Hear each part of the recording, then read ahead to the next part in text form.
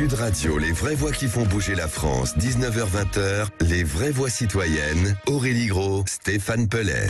Citoyens, mon patriote, rejoins le parti sans culotte. Citoyens, citoyennes, on vous court. Des citoyens propres dans une ville propre, nos enfants nous regardent. Pour l'honneur, pour servir, pour la gloire, nous avançons. Je suis un citoyen ordinaire. Citoyen, soldat, frère, père. Citoyens. C'est mon devoir de citoyen. Je n'ai qu'une voix. Comme d'habitude, tous les lundis soirs, on a le plaisir de retrouver Aurélie Gros et Stéphane Pellet, coprésident du G500 Citoyens, qui se réunira dans un mois et demi à Marseille. Bonsoir. Bonsoir. Oui, Bonsoir. dans un mois et demi, ça approche. Le 8, 9, 10 juin à Marseille. Venez nombreux rencontrer Philippe David, Cécile de Ménibus. Et puis Aurélie Gros et Stéphane Pellet. Puis manger une bouillabaisse aussi. Et un grand nombre d'associations qui font vivre le territoire et qui font battre les idées et qui essayent en tout cas de changer les choses dans notre beau pays. Ça se voit que Stéphanie est nouvelle, me dit il faut aller voir l'OM, moi je suis supporter du PSG. C'était hier soir. On a fait un bon match. Stéphane Pellet qui est supporter de l'OM. Alors, aujourd'hui, les amis, sur l'aide et la protection de l'enfance, il s'agit de la cause la plus plébiscitée par les Français pour 27% des sondés en 2022, Philippe, avec une course aux dons de plusieurs mois et 24 heures de ski en relais et de concerts au profit d'une cause liée à l'enfance. Glisse en Cœur s'est donc imposé comme l'événement caritatif de la montagne française. On entendra Isabelle Pochat-Cotillou, directrice du Grand Bornand Tourisme. Elle sera avec nous, Philippe. En France, les pertes et gaspillages alimentaires représentent 10 millions de tonnes de produits par an. Une valeur commerciale, accrochez-vous bien, de 16 milliards d'euros. La loi française contre le gaspillage alimentaire, votée le 3 février 2016, interdite aux grandes surfaces de plus de 400 mètres carrés de jeter de la nourriture et de rendre leurs invendus impropres à la consommation sous peine d'amende. Cette loi a permis d'augmenter de 22% par an le nombre de repas distribués par les associations caritatives aux personnes qui ont faim. Cela représente plus de 10 millions de repas. Arrache des Rambarches, à l'initiative de cette loi, sera en notre compagnie. Et puis Philippe, notre coup de cœur du jour, alors même que l'engouement des Français pour le patrimoine est colossal. Oui, l'appel à l'aide de l'association du musée du Talou, de nouveau à la rue à Dieppe. David Raillot sera avec nous. Les vraies voix Sud Radio. Et bienvenue donc dans les vraies voix citoyennes. Et avec vous, Aurélie Gros, parlez-nous de cette première association. Eh bien écoutez, je suis ravie de recevoir Isabelle. Bonsoir Isabelle. Bonsoir Aurélie. Bonsoir. Donc là, vous savez, vous avez peut-être suivi sur les réseaux sociaux, la station de ski du Grand Bornand a vibré au rythme de Glisse en Cœur, un événement caritatif emblématique de la montagne française. Et cette 14e édition a connu un succès sans précédent avec un record absolu de dons récoltés par l'association. Au profit d'eux, en tout cas à chacun son Everest, créé par Christine Janin, la première femme française à avoir atteint le sommet de l'Everest sans oxygène en 1990. Donc Isabelle, moi j'aimerais que vous nous racontiez cette extraordinaire aventure, puisque à la première édition, il y a 14 ans, 13 000 euros de dons. Aujourd'hui, vous êtes 14 éditions plus tard, celle de 2023 a récolté... Et alors, je ne dis pas le chiffre parce que c'est à vous de l'annoncer. Mais voilà, parlez-nous de tout ça. Comment vous avez réussi à fédérer autant de personnes autour de vous et à récolter autant de dons au profit de la protection de l'enfance? Et la somme est très rondelette. Oui, elle est pas mal. Alors, est-ce que je l'annonce tout de suite ou pas, la somme? Allez-y, on l'a tellement diffusée, vous n'avez plus le choix. On a récolté cette année 855 000 euros de dons. Donc effectivement, Aurélie, vous l'avez bien expliqué, en 2008, l'aventure a commencé absolument et tout à fait tout doucement. Nous avions imaginé au Grand Bornand créer un nouvel événement autour du ski, ce qui est assez classique pour une station de sport d'hiver. Et assez vite, on s'était dit on veut un événement autour du ski, pas forcément une compétition, mais quelque chose d'assez convivial. Et l'idée nous est venue de se dire, eh bien, imaginons quelque chose au profit d'une cause caritative. Alors, ce concept, il a été inspiré des 24 heures de Tremblant au Canada. Vous pourrez regarder les 24 heures de ski de Tremblant. On a travaillé pendant 2 ans pour l'adapter et assez vite de se dire, eh bien voilà, on va organiser une course en relais.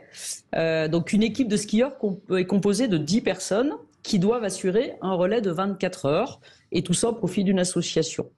Alors on a commencé tout doucement, les règles n'étaient pas forcément très claires, on n'avait pas bien encore imaginé le lien entre le ski et la récolte de dons. Et puis, au fil du temps, on a remis au centre de l'événement cet aspect caritatif. Mais alors, expliquez-nous, comment vous faites pour récolter les dons? Parce que vous avez des équipes, mais quel est le système au niveau, parce que vous m'avez expliqué, c'est activer les réseaux, c'est chaque équipe qui va récolter. Donc, si vous pouvez nous expliquer cette manière originale de récolter des dons. Parce que permettez-moi de faire un clin d'œil économique, passer de 13 000 à 855 000 euros, c'est plus de l'inflation, c'est de l'hyperinflation, là. Que les autres associations veulent savoir. Donnez peut-être le tuyau à Emmanuel Macron. Il cherche de l'argent, je crois. Ça va être dans nos poches. Alors il a fallu plusieurs années pour arriver à trouver le concept. En fait, nous avons créé une plateforme en ligne avec un double objectif. Donc c'est une plateforme qui permet aux équipes de skieurs de s'inscrire. Donc je vais m'appeler l'équipe Sud Radio. Je décide de participer à Glisse en Cœur. Je baptise mon équipe Sud Radio. J'y inscris mes 10 skieurs. Donc ça, vous le faites plusieurs mois avant l'événement, à l'ouverture de la plateforme qui se situe en général au mois de novembre ou décembre, au début de la saison d'hiver. D'accord ? Donc vous allez déjà vous engager à venir au Grand Bornand et à faire ce relais de 24 heures. Voilà. Mais pendant tout ce temps-là, vous allez donc vous inscrire soit en catégorie entreprise, soit en catégorie tribu. Les tribus, c'est les copains, amis, famille. Et chacun d'entre vous va aller activer son réseau, sa grand-mère, un partenaire, un ami. Il va donc miser sur votre tête en faisant le don sur votre tête à vous. Les dons vont directement flécher à l'association. Ils vont recevoir en direct le reçu fiscal. D'accord ? Donc le don est fait. Le donateur reçoit son reçu fiscal. Et plus vous allez activer votre réseau, plus votre compteur de dons d'équipe va augmenter et vous allez donc faire cette course aux dons. Isabelle Pochat-Cotillou, vous avez eu 168 équipes, c'est ça? Alors, on a commencé la première édition avec 22 équipes, et puis cette année, 168 équipes de skieurs, multipliées par 10 skieurs, donc 1680 compétiteurs. Avec Sud Radio, ça fait 169 pour l'année prochaine. Voilà. Moi, j'aime bien aller planter le bâton, là, il n'y a pas de problème. Je vous sens, là. Vous êtes sur le très motivé. Isabelle, d'où viennent ces skieurs ? De partout. Alors on a évidemment les locaux, le Grand Bornand, la Haute-Savoie, vous imaginez bien. Et puis petit à petit, il y a des réseaux qui se sont activés sur le territoire de Lyon, de Paris. Nous avons énormément de réseaux en Vendée et on y reviendra puisque nous avons créé un deuxième événement en Vendée. Nous avons des réseaux en Bretagne, un peu partout en France. Et il est vrai que, alors aussi bien des entreprises que vraiment des amis, des copains, des familles, des associations, et de se dire à un moment donné, on va relever un défi sportif, mais on va surtout le faire pour la bonne cause. Donc l'idée, évidemment, c'est que chaque année, nous choisissons une cause liée à l'enfance, mais une cause différente chaque année. Vous acceptez les skieurs d'origine pyrénéenne, il n'y a pas de problème. Alors, évidemment, d'autant que le relais sportif est un peu le prétexte. C'est-à-dire que c'est une piste bleue qui est très facile. C'est la piste éclairée. Voilà. Parce que les premières années, là, on s'était un petit peu trompé, c'est que la course de ski prenait vraiment une importance trop importante. Et pour ça, au Grand Bornand, on a tout ce qu'il faut pour organiser des courses toute l'année. Mais c'était pas l'objet là pour que ce soit accessible à tous. Et vous avez également des champions de ski, alors Martin Fourcade, Tessa Worley, mais aussi des skippers, mais aussi, il paraît, moi je dis ça comme ça, mais des sénateurs. Ou des sénatrices. Ouais, des sénateurs qui sont bien mobilisés puisqu'ils montent une équipe depuis de nombreuses années qui s'appelle les sénateurs Glisse en Cœur. Alors leur engagement, il est réel, et c'est le cas de toutes les équipes, c'est-à-dire on s'engage à venir skier, mais on s'engage aussi à récolter des dons. J'insiste aussi sur un point, c'est que chaque année, l'objectif, ce n'est pas seulement de récolter des dons, c'est de parler d'une association et de sa cause. C'est aussi le temps d'un week-end, et c'est extrêmement important, apporter de l'énergie aux enfants qui ont des parcours de vie difficiles, à leurs parents, accompagnants, aidants, et ça leur donne un peu une énergie pour l'année suivante. C'est-à-dire qu'on est tous là, à un moment donné, dans le même objectif, celui des soutenir. Isabelle, évidemment, vous restez avec nous. Justement, vous parliez du Sénat. On est avec le vice-président UDI du Sénat, Vincent Delahaye. Bonsoir, Vincent. Alors, vous êtes allé skier également au Grand Bornand ? Ah ben écoutez, les pistes bleues, ça nous va très bien. Oui, et puis en plus, excusez-moi, mais vous êtes plus Jean-Claude Killy que Jean-Claude Duss, vous en plus, il n'y a pas de problème. On est capable de faire un petit peu plus dur, mais en fait c'est surtout l'ambiance et la cause qu'on vient aider. Et c'est pour ça que depuis quelques années, à l'initiative d'ailleurs de mon collègue de Haute-Savoie, puisque c'est Loïc Hervé qui est sénateur de Haute-Savoie et qui a pris l'initiative de créer cette équipe de sénateurs. Et c'est vrai que ça fait, je crois, la 5e fois que l'on participe. Alors il y a eu les problèmes de la crise sanitaire qui ont interrompu un petit peu ces participations, mais c'est vrai que c'est un événement qui nous tient à cœur. D'abord parce que effectivement il y a une cause qui est importante, et puis c'est très très bien organisé. Il y a une excellente ambiance. On passe un très très bon moment. Cette année, le temps n'était pas avec nous, et malgré cela, on a passé d'excellents moments tous ensemble, et avec une organisation vraiment très au point. Donc c'est vrai que c'est une très très belle initiative. Je suis content d'entendre que elle va faire des petits un peu en France, un peu partout. Peut-être en Vendée, effectivement, avec le paddle, ou je sais plus ce que c'était. Je crois que c'est le paddle. Hein. Mais en tout cas, nous, on apprécie beaucoup. Et c'est important pour vous d'être au plus proche aussi des associations et de pouvoir échanger, parce que vous les rencontrez sur place. Bien entendu. Voilà. Il y a un mélange. Et de saluer, en fin de compte, l'engagement citoyen. Tout à fait. On est au cœur de cet engagement citoyen. Il y a des rencontres très conviviales. Les moments des repas, c'est dans des grandes tentes. Tout le monde est là. Il y a une super organisation parce qu'il y a énormément de monde. Hein. Il y avait 150 équipes cette année.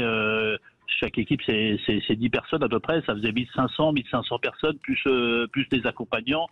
C'est vrai que ça fait beaucoup de monde, mais il y a un échange très fort qui se fait avec effectivement des gens qui viennent de l'entreprise, des gens qui viennent du milieu politique, mais aussi beaucoup de citoyens et des gens qui viennent par amour. Il y a d'autres politiques qui se joignent à vous. Gérard Larcher, vous l'avez convaincu du slalom au Grand Bornand? Je suis pas sûr que il est prévu pour le paddle. Il adore la chasse. Oui. Le paddle, je suis pas si sûr que ce soit un spécialiste non plus. Stéphane Pellet voulait réagir. Monsieur le sénateur, et puis Isabelle, si vous me permettez un clin d'œil, puisqu'on est dans une émission citoyenne, si vous faisiez ça pour la préparation des lois, vous allez dans le pays, vous allez à ski, et puis vous attendez que les citoyens votent au fur et à mesure pour votre loi, vous la défendez, et là, elle passera avec l'assentiment populaire à quelques heures d'une ça glissera plus facilement. D'une façon générale, en dehors du secteur et des retraites en particulier, mais d'une façon générale, moi je pense qu'on ne dialogue pas suffisamment avec les citoyens sur toutes les lois. Il devrait y avoir un temps entre le passage au Conseil des ministres et le passage au Parlement, un temps de dialogue avec les citoyens qui soit approfondi et qui permette ensuite de dire voilà ce qu'on retient, ce qu'on ne retient pas. Mais au moins il y aurait une participation plus importante. Moi je pense qu'on a beaucoup de progrès à faire en la matière. C'est sûr que l'implication des citoyens est importante et que notre démocratie elle est en danger, parce que si on ne fait rien, effectivement les gens se désintéressent complètement et ça ouvre la porte effectivement à des populistes dont on n'a pas trop envie qu'ils arrivent au pouvoir en France. Et c'est pour ça qu'on a créé cette émission et qu'on défend les associations qui font changer les choses et qui essayent de se battre, et on connaît votre engagement, monsieur le sénateur, et on compte sur vous pour parler de ces grands événements. Moi, ce que j'aimerais demander quand même à Isabelle, c'est comment vous avez monté, parce que je sais que vous avez créé un fonds de dotation pour l'enfance, donc c'est encore un autre challenge important, et j'aimerais que vous nous en parliez, Isabelle. Ça fait partie de tous les bénéfices du Covid, d'avoir le temps de réfléchir. En fait, on avait une remarque récurrente. Votre initiative, elle est formidable, mais est-ce que ça ne fait pas un peu trop d'argent récolté pour la même cause ? Donc, avant le fonds de dotation pour l'enfance, les fonds étaient directement fléchés à l'association bénéficiaire. Donc, on a créé ce fonds de dotation pour l'enfance, dont l'objet est de récolter les dons et de les reverser. Alors, ce qu'on fait, on choisit une association qu'on va appeler première de cordée. Donc, c'était parfait avec Christine Janin, qui va être moteur avec nous dans l'organisation de l'événement. Cette association accepte, entre guillemets, de ne récolter que 60% des dons. D'accord ? Donc, c'est le fonds de dotation qui récolte les dons, émet les reçus fiscaux, c'est juridiquement son objet. 60% sera reversé à chacun son Everest. Et ensuite, nous identifions à travers un comité d'éthique des associations qui œuvrent pour l'enfance, mais cette fois-ci d'envergure un peu moindre, sur les territoires de Savoie, la grande région Rhône-Alpes. Et là, on va donc, sur appel à projet, affecter des sommes moindres. Ce fonds de dotation n'a pas de salariés, n'a pas de C'est uniquement une animation de gens bénévoles, des gens qui sont historiquement dans l'histoire de Glisse sans cœur, dont Stéphane Thébault, hein, notre parrain historique, et puis des bénévoles, des gens qui sont assez légitimes. Donc on a fait ça, ça nous a permis cette année de soutenir à chacun son Everest et 6 petites associations.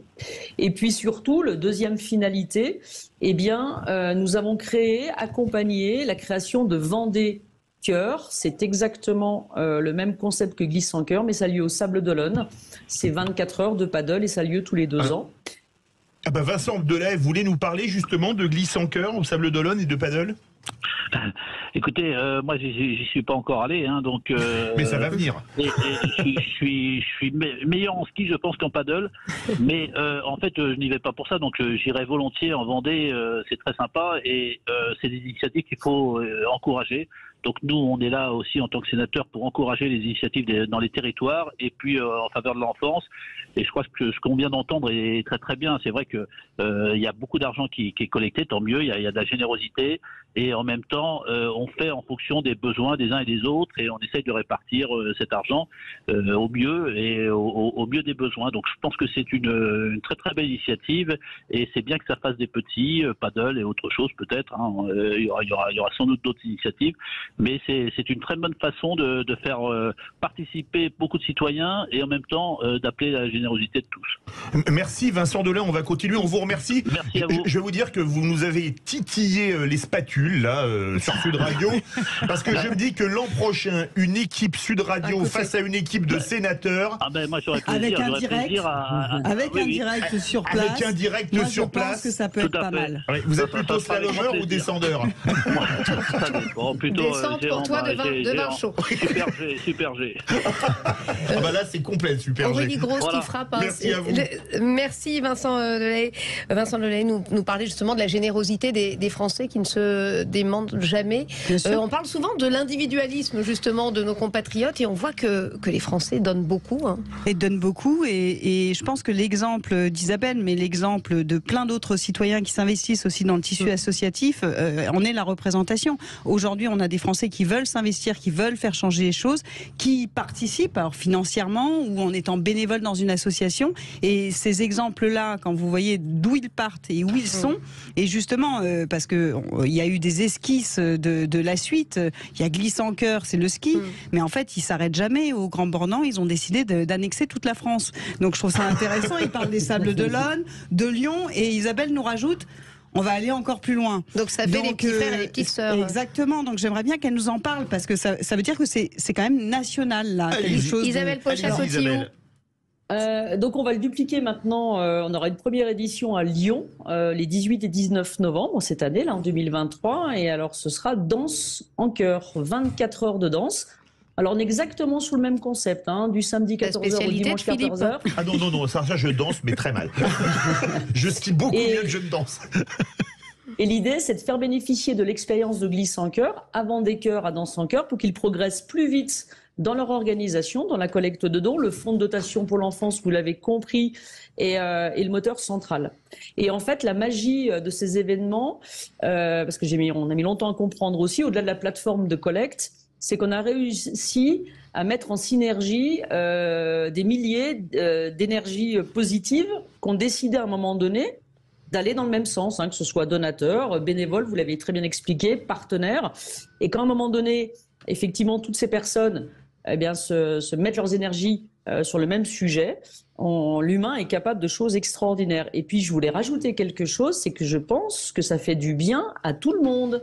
Parce qu'on fait du sport, on fait du paddle, on danse, on se rapproche des associations. Et je pense qu'on a besoin de ces bouffées aussi de vivre ensemble. Et franchement, mais on ressort même nous organisateurs forcément épuisés, mais tellement grandis. Et il y a vraiment beaucoup de boulot pour l'enfance parce que les choses et la situation des familles est encore très très difficile pour beaucoup. Donc heureusement que vous êtes là. Et heureusement, et puis vous avez quand même de très beaux noms avec vous. Martin Fourcade, hein, lui, il fait la synthèse entre Vincent Delahaye et le président du Sénat, Gérard Larcher, puisque le combiné nordique, on tire et on skie. Tessa Worley, Julien Liseroux, Sandra Laoura pour les skieurs, et ensuite Arnaud Boissière, Maxime Sorel et Manu Cousin. Vraiment un beau plateau et de beaux parrains. Et merci beaucoup en tout cas d'avoir été avec nous, Isabelle. Merci et bravo pour votre initiative. Restez avec nous. Tout de suite, on parlera gaspillage alimentaire dans quelques instants en direct sur Sud Radio. Il est 19h31, merci d'être avec nous toujours en direct sur Sud Radio. On est ravis de vous accompagner. Nous sommes avec Arash Darambarch, avocat et lauréat du prestigieux prix Win-Win sur le développement durable. Stéphane Pellet, je vous laisse donc présenter cette initiative. Très heureux de recevoir ce soir donc dans les vraies voix citoyennes Arash Darambarch. Très vite, on vous a connu, vous êtes virulent quelquefois, vous êtes en tous les cas impatient de voir les choses avancer, vous vous êtes battu. Alors c'est écrit avec des amis, non je ne crois pas que vous êtes battu, mais en tous les cas vous êtes battu contre le gaspillage alimentaire.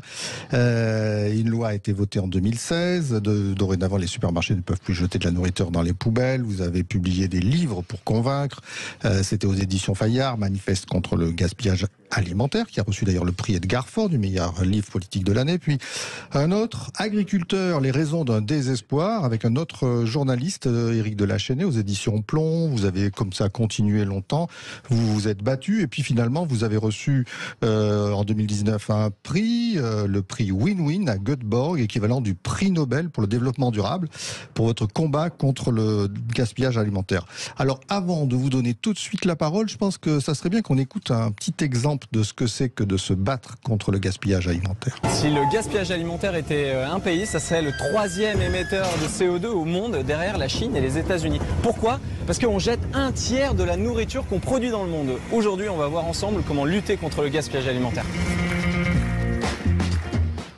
Voilà, c'était un témoignage assez édifiant, donc une cause énorme. Vous êtes toujours autant motivé depuis 2016, Arash. Racontez-nous où vous en êtes dans ce combat. Merci beaucoup pour ce portrait. En réalité, c'est quelque chose que j'ai depuis très longtemps, puisque j'ai été étudiant et que j'ai vécu avec 800, 700 euros par mois dans un appartement de 20 mètres carrés. J'ai mené mes études et puis j'avais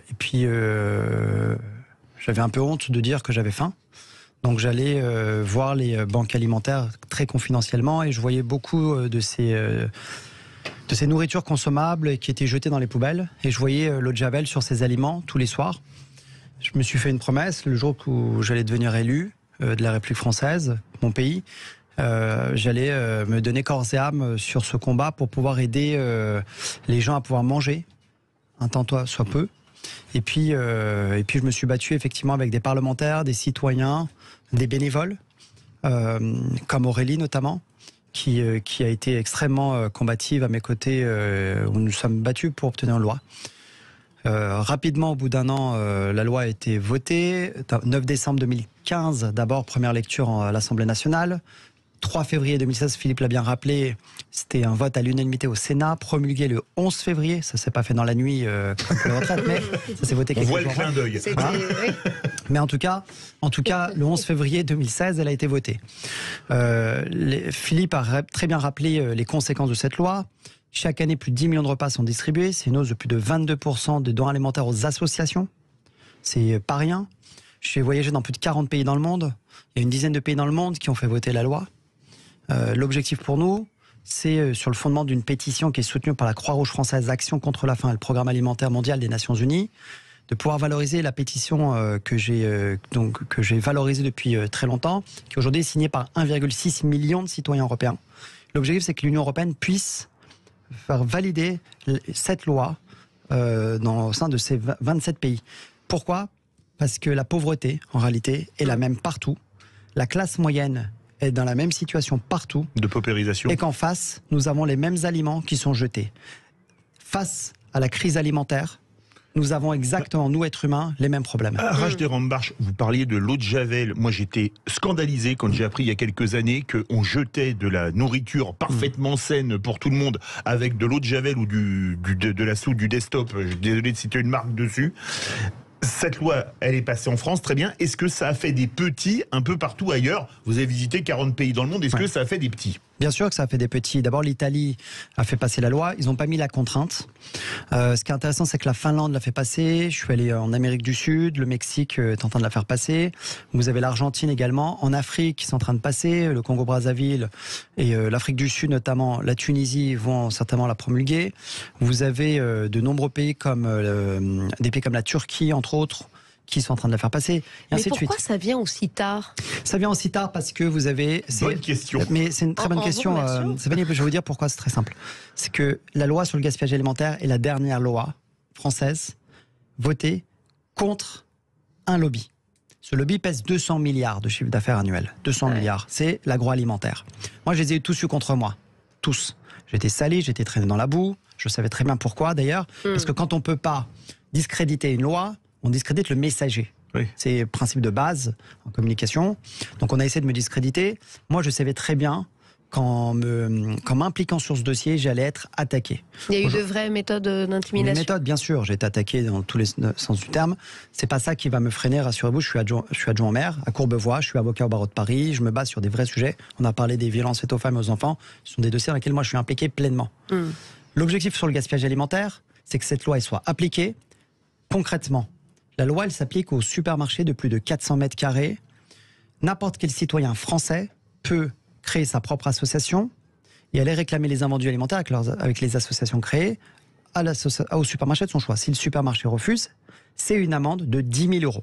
J'ai demandé à Philippe Juvin et à Carl Olive, donc deux parties notamment qui peuvent potentiellement travailler ensemble, d'aller plus loin, de faire une proposition de loi, ce qu'on appelle une PPL, et qu'on puisse baisser ce seuil des 400 mètres carrés à 200 mètres carrés. Ça permettra de toucher 5 000 nouveaux points de vente.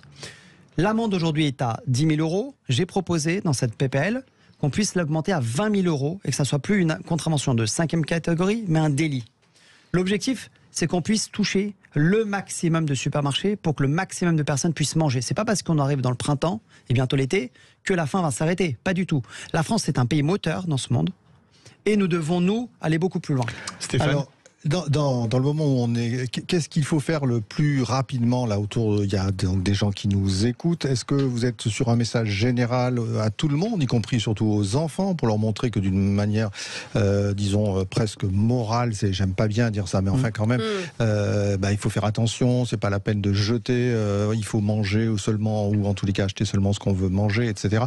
Ou est-ce que c'est plutôt un bras de levier sur l'agroalimentaire que vous voulez faire, ou les supermarchés? Qu'est-ce que vous voulez qui marche d'abord et avant tout?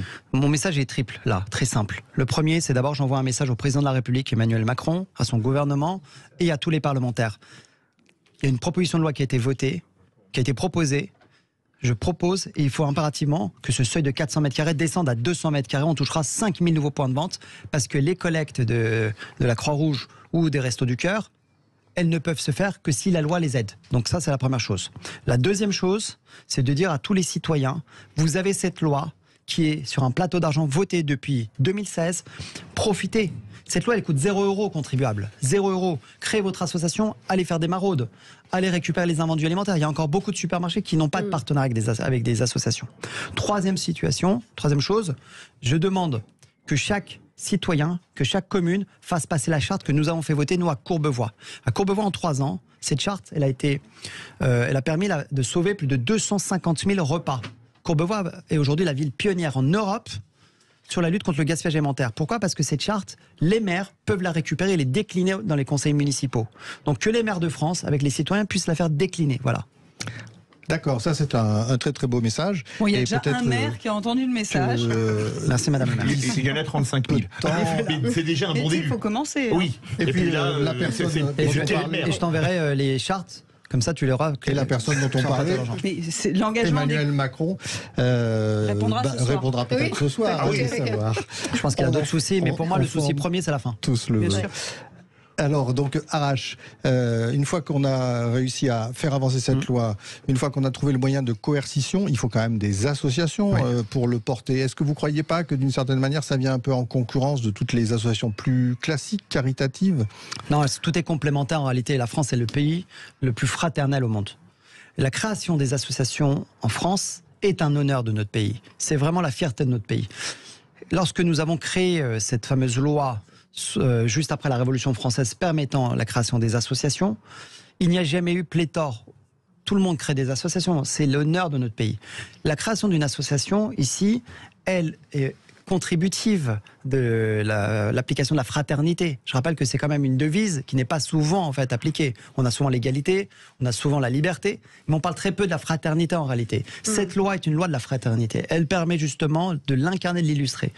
Si vous avez des associations, qu'elles intègrent dans leur objet social, lutte contre le gaspillage alimentaire et qu'elles puissent faire les maraudes, ne serait-ce qu'un soir par semaine. C'est déjà beaucoup. Très beau message, on y revient, c'est ça? On y revient dans quelques instants parce qu'il faut bien vivre. Bien sûr. On se retrouve dans quelques instants avec les vraies voix citoyennes et avec Arash Derambarch. Merci à vous. Et merci de nous rejoindre. Nous sommes toujours en direct, en très bonne compagnie. Stéphane Pellet, Aurélie Gros. Le G500 citoyen. Et rappelons que dans un mois et demi, à Marseille, se tiendra le G500 citoyen. Et je le dis, je le répète, à 19h44, une impossible envie de bouillabaisse me turlupine. Mais il faut rester jusqu'à 21h. Il va falloir attendre ce soir 8, pour 9, la 10 juin. Et vous pouvez vous inscrire sur www.sommetcitoyen.fr. Et vous préparez votre équipe de slalom géant. Par contre, vous ne pouvez pas réserver la bouillabaisse, par contre. Nous sommes toujours avec Arash Derambarch, avocat et lauréat du prestigieux prix Win-Win sur le développement durable. C'est l'association présentée ce soir par vous. Stéphane Pellet. Et oui, on l'a dit, donc Arash Derambarch se bat depuis des années. Il a fait adopter une loi en 2016 contre le gaspillage alimentaire. Depuis cette loi, les choses, quand même, il faut bien le dire, ont avancé. Donc bien plus, de supermarchés, d'hypermarchés ont mis de côté ce qu'il fallait pour un certain nombre d'associations. On a augmenté, vous allez nous le redire, les grands chiffres, mais en tous les cas largement la capacité des associations à distribuer des repas. Pour autant, vous dites, ça ne suffit pas. Ça ne suffit pas tout simplement parce que la taille des supermarchés concernés par la loi est encore trop grande, et vous avez raison de le dire, dans les centres-villes actuellement il se construit de petites unités donc de distribution, et c'est vrai que ces unités devraient être concernées par cette loi. Donc ce soir vous avez lancé un appel au président Macron, bon on verra si tout à l'heure il vous répond, mais par contre vous avez aussi lancé plus globalement un appel aux collectivités locales, je crois, et vous allez nous en parler parce que c'est elles qui vont aider à la mise en œuvre concrète de cette générosité, vous en avez parlé, de cette fraternité même. Je vais vous dire quelque chose d'assez confidentiel. Quand j'ai commencé la lutte sur le gaspillage alimentaire sur le plan politique, le président Macron était à l'époque ministre de l'économie. On est en 2015, on fait passer notamment des PPL, des propositions de loi, des amendements au Sénat, et le président Macron au départ était contre, parce qu'il voulait que les amendements socialistes passent. Bon, la réalité c'est que la loi elle est passée. Je pense qu'il n'a jamais vraiment adhéré à cette conviction de la lutte contre le gaspillage alimentaire. On a beaucoup été freiné sur ces dernières années, sous la présidence Macron, malheureusement. Le problème que j'ai, c'est comme le gouvernement et le président de la République n'ont pas avancé, on est parti sur les élus locaux, notamment depuis le confinement. Et le laboratoire que nous avons fait, nous, dans la ville de Courbevoie, ça nous a permis de sauver 250 000 repas en 3 ans. C'est énorme. En fait, la loi sur le gaspillage alimentaire, on l'a adaptée en charte. Il y a combien d'habitants à Courbevoie? 90 000. Oui, c'est-à-dire ça fait pratiquement 3 repas par habitant. Exactement. Et on l'a redistribué aux associations caritatives. Donc avec le maire de Courbevoie, Jacques Kosowski, nous avons fait voter des chartes successives dans tous les domaines d'activité, restauration hospitalière, restauration scolaire, les commerces de bouche. Mais justement, est-ce que vous ne croyez pas que le Covid a changé quelque chose quand même? C'est-à-dire que vous avez vu cette mobilisation, tiens, puisqu'on parlait d'Aurélie Gros, de son travail, autour d'elle, un certain nombre d'associations, par exemple, pour les hospitaliers, ramasser des repas, les préparer, tous les jours on allait livrer, en pleine nuit. Est-ce que vous ne croyez pas qu'il y a ces moments-là où finalement, il faudrait simplement en garder la mémoire, il faudrait que tout le monde se souvienne que c'est ça la vraie fraternité? Vous avez raison Stéphane, mais ce que je veux vous dire, c'est que moi je reste focus sur une loi qui a été votée, qui ne coûte pas 1 euro au contribuable français, et comme elle n'est pas appliquée ni par le président de la République, ni par le gouvernement, ni par les préfets, donc du coup les élus locaux doivent s'en emparer. Elle a été donc adaptée en charte. N'importe quel maire de n'importe quelle commune française, les 36 600 communes françaises, peuvent l'appliquer. Aujourd'hui, vous avez quasiment les 2 tiers des communes du département des Hauts-de-Seine qui l'ont appliquée. Mais on peut peut-être faire ça, pardonnez-moi, Stéphanie. mais la question, tout à fait, mais la question que je me pose en vous écoutant, pourquoi ça bloque autant, ça freine autant du côté du gouvernement Arrache? Mais parce que c'est idéologique, parce qu'on ne veut pas en fait porter atteinte au lobby de la grande distribution, tout simplement. C'est idéologique. Et puis surtout, expliquez à ceux qui écoutent, qu'est-ce que ça vous fait avez une chaîne dans alimentaire. un supermarché de ne pas. Vous avez raison. Vous avez une chaîne alimentaire. Vous avez la production, vous avez la transformation, vous avez la distribution, la consommation. Vous avez chaque été notamment des producteurs qui jettent notamment les laits par terre et qui se scandalisent de voir la hausse des prix. On voit par exemple avec les inflations. Tout ça, ça vient parce qu'aujourd'hui, 80% du monopole des prix, notamment, est tenu par la grande distribution. La grande distribution a un monopole énorme sur tout ça. La loi sur le gaspillage alimentaire les a fait fléchir, notamment sur le gaspillage. Mais ils ont encore le monopole sur les prix, notamment. Et on le voit sur les inflations. Lorsque vous voyez, par exemple, Bruno Le Maire s'énerver en disant oui, que la grande distribution puisse baisser les prix. Mais ça veut dire quoi? Ça, que le ministre de l'économie n'a même pas encore de pouvoir et d'influence sur la grande distribution. Cette loi... Merci Arrache. Attendez, on entend aujourd'hui, la loi permet justement d'encadrer les abus et c'est ce que nous faisons avec le gaspillage alimentaire. Merci beaucoup, vous avoir aidé en tous les cas, vous recevant ça. Et il faut appeler les collectivités territoriales à signer cette charte. Absolument, bravo. Et tout de suite, c'est le coup de cœur. Bonsoir David Raillot. Oui, bonsoir. Vous êtes président de l'association du musée du Talou et je donne la parole à Aurélie Gros. Alors, vous le savez tous, l'engouement des Français pour le patrimoine est colossal et là, ce soir, on va parler de l'appel à l'aide de l'association du musée du Talou, de nouveau à la rue à Dieppe et c'est pour ça que nous invitons David Raillot à être là ce soir. Vous le savez, près de 9 Français sur 10 se déclarent attachés à leur patrimoine culturel et là, vous avez un musée tenu par des citoyens, des gens engagés, qui passent du temps, qui est mis à la rue et qui cherchent. Vous allez nous dire ce que vous cherchez d'ailleurs, David. Je sais ce que vous cherchez, mais c'est à vous de le dire. C'est un appel. Oui, bonsoir. Alors nous sommes une association de 80 membres qui collectons les objets de nos ancêtres et de nos aïeux de 1850 aux années 1990. On a environ 30 000 objets. Qui vont de l'école au corbillard en passant par un tracteur vendœuvre, voilà. Donc plein d'objets et les locaux que nous avions en location vont être repris à la fin du mois d'avril. Et donc nous sommes à la recherche de financement pour trouver des nouveaux locaux. D'accord. Et comment vous aider parce qu'en fin de compte, sinon vos objets vont partir, je ne vais pas dire à la poubelle, mais presque. Et l'association n'a pas beaucoup de moyens parce que vous faites ça bénévolement, évidemment. Donc vous cherchez de l'argent pour financer 200 à 300 mètres carrés, c'est ça, de locaux? Voilà, il faudrait qu'on trouve 900 € par mois pour pouvoir avoir un logement pour tous nos objets. Alors on est sur plusieurs pistes pour les locaux, s'il n'y a pas de problème, mais là on est plutôt dans l'appel aux dons et au mécénat. Parce qu'on est une association reconnue d'utilité publique, donc déduit à 66% des impôts. On a fait tout ce qu'il fallait pour qu'on préserve, mais voilà, il faut arriver à trouver des financements pour sauver ces objets. Alors déjà, si les citoyens nous entendent, les entreprises nous entendent sur Sud Radio, on est très écoutés par les entreprises qui fassent des dons. Pour le musée du Talou. Pour le musée du Talou. Où est-ce qu'on peut faire éventuellement des dons? Où est-ce qu'on peut vous contacter? On donne votre numéro de téléphone à la radio? Comment on fait? Oui, bien sûr. Ou sinon, sur la page d'accueil du muséedutalou.fr, vous avez toutes les infos. Et puis, on fait une collecte sur Helloasso. .com qui est la cagnotte en ligne qui nous permet de récupérer les financements qui sont donnés. Merci beaucoup David Raillot. On va vous aider. On va vous aider. Merci à vous, président du musée du Talou à Dieppe. Et merci à vous tous, Aurélie Gros, Stéphane Pellet, Arrache, merci à tous les deux. Et on se retrouve tout de suite, édition Philippe, spéciale dans quelques instants. On va décrypter, écouter en direct l'allocution du président de la République et la décrypter en compagnie de Philippe Bilger-Michel. Ça donne les deux, 4 politiques différents, mais tout de suite, conseil de famille.